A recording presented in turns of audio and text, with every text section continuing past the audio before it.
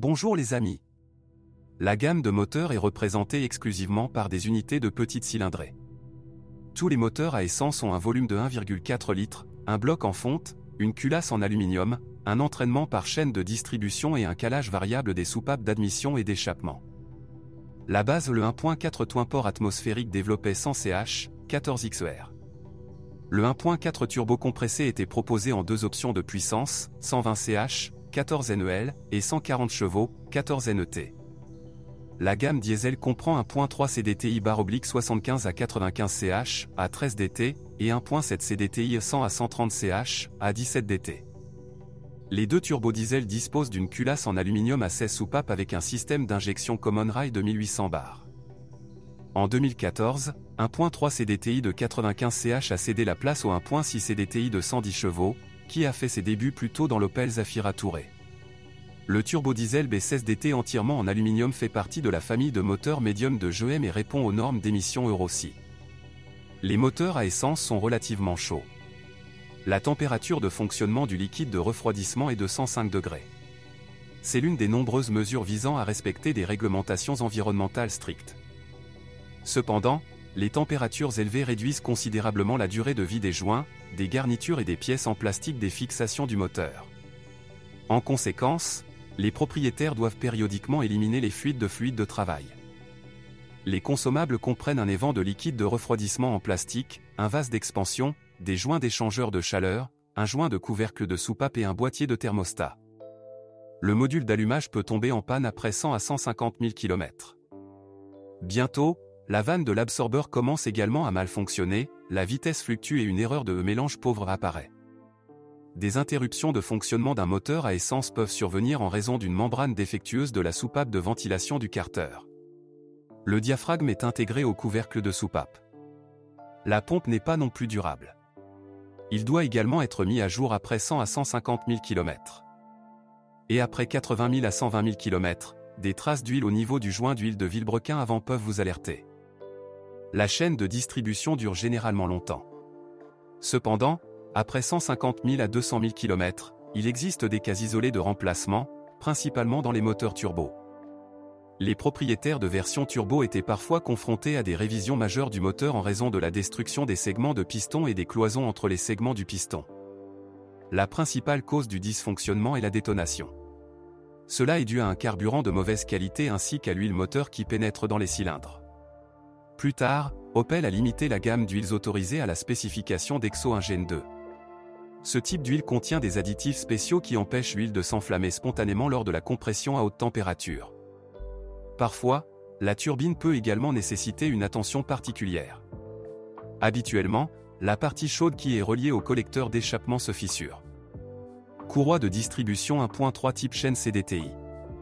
La chaîne ne pose généralement pas de problème, sauf si vous perdez le contrôle du niveau d'huile.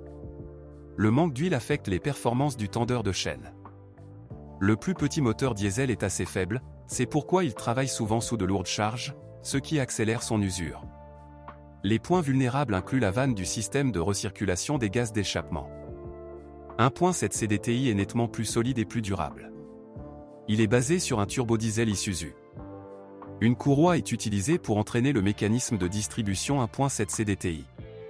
Le premier remplacement est recommandé après 160 000 km ou après 6 ans. À long terme, vous pouvez vous attendre à des problèmes au niveau du filtre à particules diesel, de la vanne de recirculation des gaz d'échappement et des injecteurs de carburant. Initialement, toutes les Opel Meriva B étaient équipées d'une transmission manuelle à 6 vitesses. Seule l'essence atmosphérique se contentait d'une transmission manuelle à 5 rapports.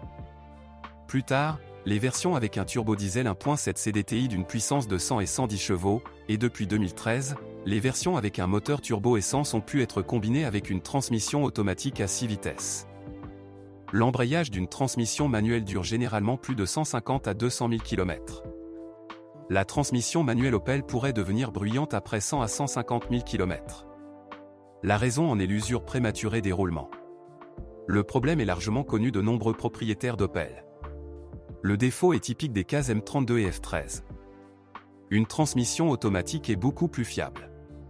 La désignation AF40 cache le fusil d'assaut japonais Aisin TF80SC. Il a été utilisé par de nombreux constructeurs automobiles et a fait ses preuves sur le plan positif. Parfois seulement, les propriétaires de voitures à transmission automatique se plaignent de chocs, coups de pied, lors du changement de vitesse. Certaines personnes parviennent à vaincre la maladie après avoir changé l'huile, d'autres sont aidées par la mise à jour du logiciel et d'autres encore installent un radiateur supplémentaire pour refroidir l'huile de transmission. Dans les cas extrêmes, les bacs d'étanchéité de l'arbre du pack d'embrayage devront être remplacés. Mais en réalité, le problème ne se répare généralement pas. Les joints d'entraînement, quel que soit le type de boîte de vitesse, peuvent devenir morveux après 50 000 à 100 000 km. Des vibrations pendant le mouvement se produisent parfois en raison de l'usure du joint homocinétique interne. De plus, la corrosion peut ronger les cannelures de la liaison entre l'arbre intermédiaire et l'arbre de roue droit. L'arbre intermédiaire a été utilisé dans toutes les modifications, à l'exception des voitures équipées de 1.4 atmosphérique. Un long arbre d'essieu y a été installé. Des jambes de force McPherson sont installées sur l'essieu avant et une poutre élastique est installée sur l'essieu arrière. Les blocs silencieux des leviers avant atteignent généralement 100 à 150 000 km. Les cylindres blocs arrière sont livrés en premier. Les rotules parcourent souvent 100 à 150 000 km. Les originaux sont uniquement livrés avec un levier. Mais si vous coupez les rivets, vous pouvez les remplacer par une boule provenant de différents fabricants tiers. Les blocs silencieux de la poutre arrière sont encore plus durables. Parfois, après 100 à 150 000 km, il est nécessaire de mettre à jour les blocs silencieux du sous-châssis avant. Après 100 000 km, les roulements des roues avant peuvent devenir bruyants. Ils sont changés séparément du hub. La direction utilise une direction assistée électro-hydraulique. Il peut tomber en panne après 150 à 200 000 km. Un peu plus tard, la crémaillère de direction devra peut-être être réparée. Il y a un bruit de connement ou de fuite. Le frein de stationnement est contrôlé par un bouton qui alimente les moteurs électriques. Après 7 à 9 ans, les câbles du frein de stationnement peuvent perdre leur étanchéité et de l'humidité pénètre à l'intérieur. En conséquence, les câbles se dégradent ou gèlent en hiver. Après 8 à 10 ans de fonctionnement, des traces de corrosion apparaissent dans la partie inférieure de la face intérieure des portes, sous les trous de drainage. En raison de la pénétration de l'humidité, les serrures des portes arrière commencent souvent à donner de faux signaux ou à se bloquer.